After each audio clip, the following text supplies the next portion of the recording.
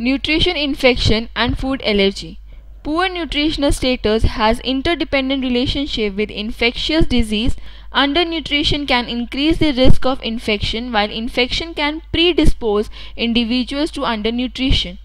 A true food allergy requires the presence of immune mechanism against the food, and a food intolerance does not. The interaction between nutrition and infection has been considered one of the major problems for the development and survival of humans. When people have an unpleasant reaction to something they ate, they often think that they have an allergy to the food. Introduction. There is a great uncertainty as to how individual requirements are affected. Some of the main observations on the association between the nutrition and bacterial infection have referred to the effects of typhoid fever. Virus infections also caused. The effects of an infection on protein and energy needs constitute major problem, as do the changes in iron metabolism and those of other essential nutrients. In this lecture, we are going to discuss the infections caused by nutritional intake. First, vitamin A. It maintains healthy skin, teeth, mucous membranes and skin. It produces the pigments in the retina of the eye. Vitamin A promotes good vision, especially in low light. Side effects are: if you get too much vitamin A, you can become sick. Large doses of vitamin A can also cause birth defects. Acute vitamin A poisoning usually occurs when an adult takes several hundred thousands of international units of vitamin A. Babies and children are more sensitive to vitamin A and can become sick after taking small doses of vitamin A. Large amount of beta carotene will not make you sick. Second, vitamin B6 and B12. It supports your body metabolism and helps to produce essential substances such as neurotransmitters and red blood cells.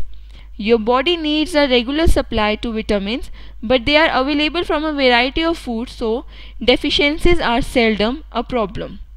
Side effects are: taking too much vitamin B6 can cause nerve damage, but vitamin B12 is safe for most people. Vitamin B6 can be harmful because excess amount of B6 can cause nerve damage, and taking too much vitamin B12 is rare. But excess amount of B12 may cause complications for people with certain underlying condition. Consult your doctor before taking B6 or B12 to avoid health problems. Taking high doses of B6 supplements for a year or longer can cause loss of control of bodily movement. Third, vitamin C. Vitamin C is one of the safest and most effective nutrients. It may not be the cure for the common cold, but the benefit of vitamin C may include protection against immune system deficiencies, cardiovascular diseases, prenatal health problem, eye disease, even skin wrinkle. It is a water-soluble vitamin that supports normal growth and development.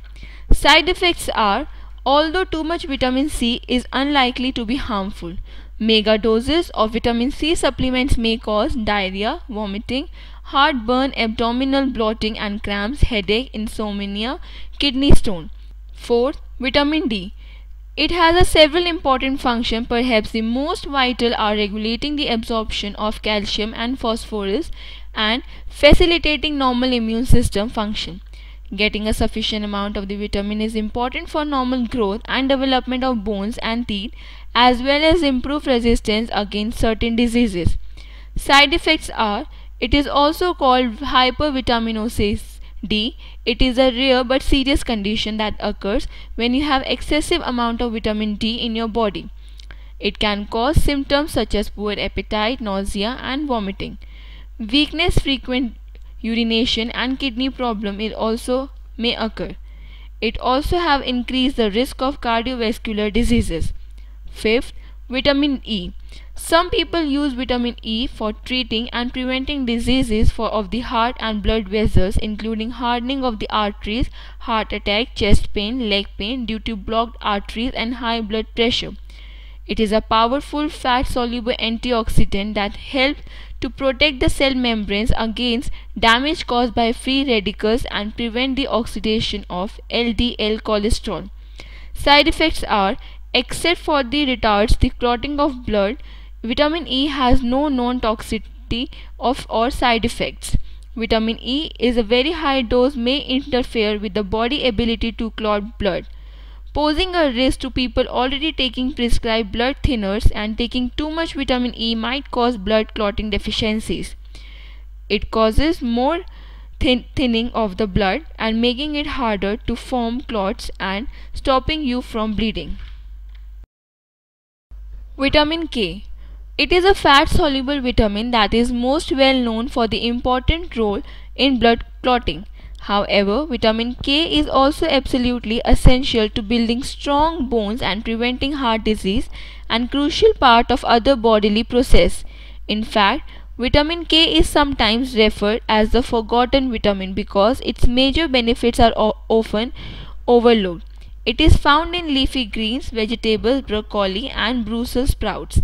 Side effects are: if you consume a diet high in vitamin K rich food, consult your doctor prior to taking medication to help to prevent clotting to avoid possible complications. Vitamin K can also adversely interfere with some antibiotics, such as certain weight loss drugs. These weight loss drugs inhibit your body fat absorption ability and rendering it more difficult for your body to absorb or retain vitamin K. Now, moving further, let us understand the concept of food allergy. Allergic reactions are often mild, but they can sometimes be very serious. An allergy occurs when sometimes causes your body natural defenses to overreact. More than 50 million people have an allergy of some kind, but food allergies are rare. Up to 4% of adults have food allergies. Food allergy is an immune response, while food intolerance is a chemical reaction. Symptoms of food allergy are including stomach upset and skin rashes. What are the causes of food allergy? The body's natural defenses network is called the immune system. It keeps you healthy by fighting off infection and other dangers to good health. Most people have no problem eating many kind of foods. An allergic reaction can occur when the immune system attacks a specific food or something in a food by mistake. In children, the food the most commonly cause of allergic reaction are eggs, milk, soya, wheat, and peanuts. In adults, the food that most commonly cause allergic reaction are peanuts, tree nuts, and fish. Who is at risk? However, a number of risk factors have been identified which are outlined below. Family history. If you have a parent, brother, or sister with an allergic condition such as asthma, eczema, or a food allergy, you have a slightly higher risk of developing a food allergy. However, you may not develop the same food allergy as your family member. Other allergy conditions are: children who have eczema in early life are more likely to develop a food allergy. How to prevent the problems of food allergy? The best way to prevent an allergic reaction is to know and avoid food that causes signs and symptoms. For some people this is mere inconvenience, but others find it greater hardship. There are some steps to prevent the problem of food allergy are: in order to avoid an allergic reaction, a strict diet can be followed. In some cases, hypersensitive reaction can be triggered by exposure to allergies, though skin contact, inhalation, blood transfusion, cosmetics, and alcohol. Some allergies are also common sources of vitamins and minerals as well as macronutrients such as fat and proteins. Healthcare provider will often suggest alternate food source of essential vitamins and minerals which are less allergic. How to treat the problem of food allergy are: once you have been diagnosed with a food allergy, talk to your doctor about how allergic reaction should be treated.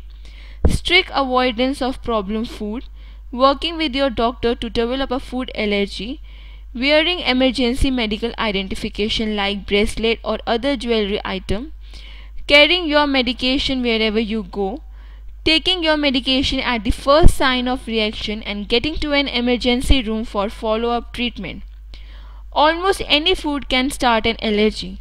Some allergic to a food may also react to related food. Look at the picture. The foods names are given which cause allergy.